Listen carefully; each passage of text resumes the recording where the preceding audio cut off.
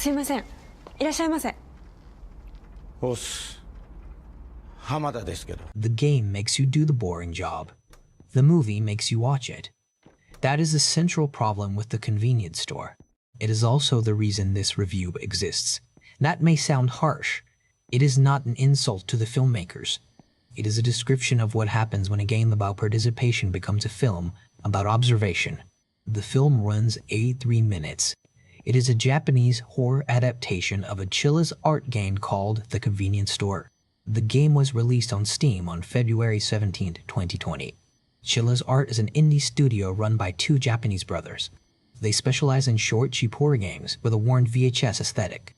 PC Gamer reviewed the game in 2021 and described it as a $2 Japanese horror game that really got under the reviewer's skin. In the game, you play a college student working the night shift. You stock shelves. You scan items. You deal with strange customers. The game is short, about 40 minutes, and designed to be finished in one sitting. Somewhere in that short runtime, the store starts to feel wrong. A woman in white appears in the back. A stalker leaves notes. Tapes turn up, hinting at something violent in the store's past. There are two endings. In the good one, you survive. In the bad one, you do not.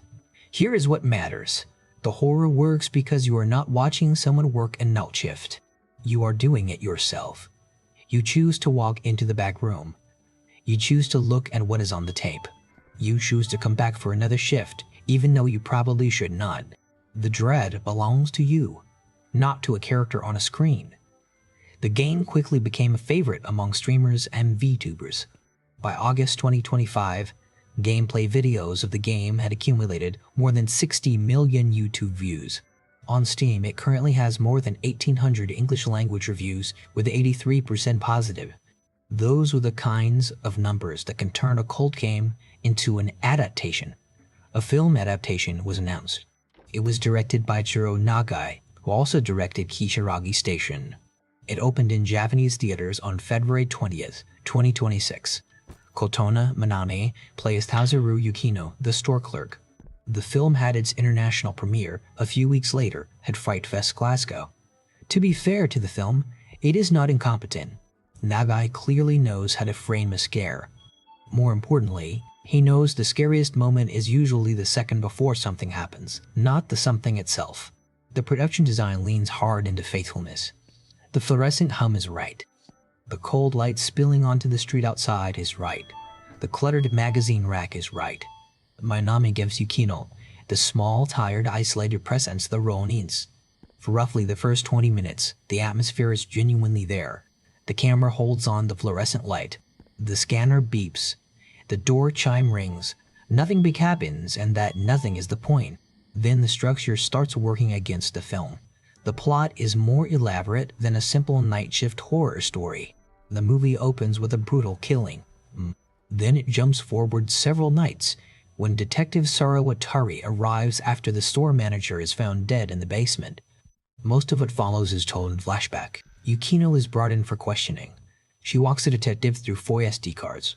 The cards document the strange nights leading up to the murder. At the same time, Saruwatari starts investigating the store himself.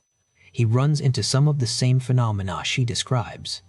On paper, that is a reasonable way to stretch a short walking simulator into a feature-length plot. In practice, several reviewers pointed to this structure as the film's biggest problem.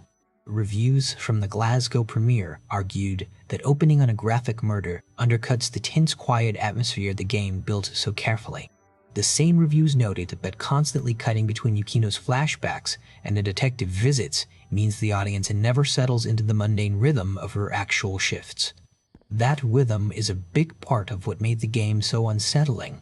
The detective subplot also means the audience watches several of the same scares play out twice. Once through Yukino's account, once through the detective's investigation. One review called it a supernatural horror that shows promise but repeats itself. That may be the most accurate sentence written about this movie. The review praised some of the film's strongest surreal imagery, then argued that similar beats are repeated once Saruwatari gets involved. The repetition drains attention instead of building on it. Not every critic came away disappointed. Another outlet gave it 3 out of 5 and called it a uniquely banal haunted house story. It noted that anyone familiar with a haunted house subgenre and decades of Japanese horror will not find much here that is new, but the film still makes efficient use of old tropes. A more positive review called it a must-watch for any and all horror mystery fans.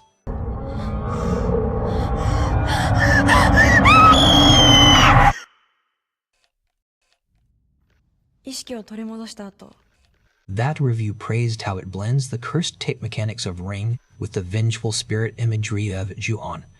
It found that blend fresh rather than derivative. That is one of the film's strongest positive readings. Japanese aggregate scores have generally been lower than the English language reviews. On eiget.com, the film sits around 2.6 out of 5. On Filmarks, it averages around 2.8 out of 5. A recurring pattern in Japanese reviews is that the first half gets more praise, while the police investigation and cursed mythology attract more criticism. Several reviewers compared it directly to Ring and Ju-on, often as a criticism of its lack of originality. One rough translation said the film is basically just Ring again.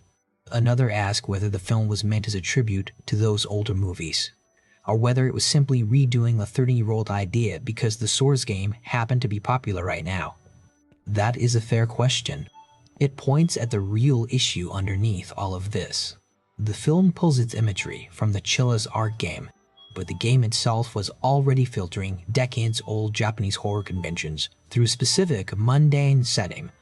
The long-haired vengeful woman and cursed media are not new. The convenience store night shift filter is what made them feel fresh again. The movie, especially once its detective plot takes over, presents those same conventions much more directly. The filter becomes much thinner. That helps explain why some viewers call the film derivative, even though the source material leaned on almost identical imagery. Here is the core of it.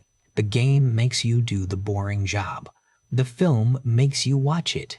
That is not just a note about pacing. It is a difference in how the horror gets produced. In a game, ambiguity can be interactive.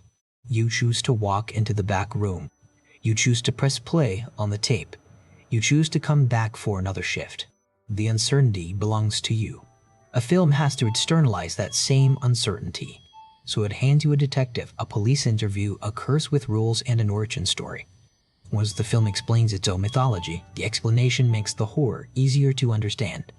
It also makes the horror easier to dismiss. In the game, the horror lives in the moment between choosing to open the door and seeing what is behind it. The film cannot reproduce that moment in the same way, because the viewer is no longer making the choice. So the film moves the horror outside the player's head and into a plot.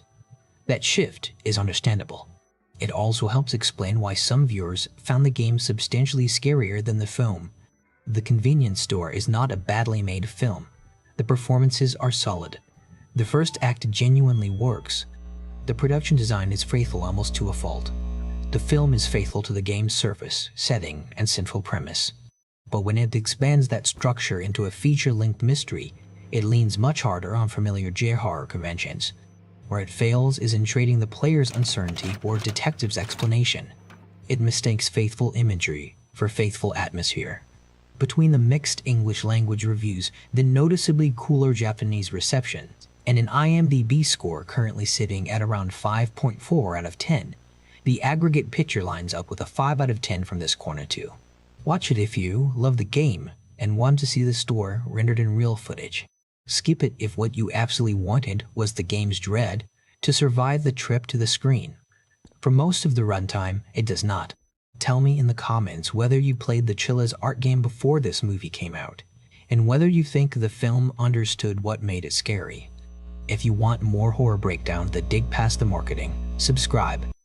See you in the next one.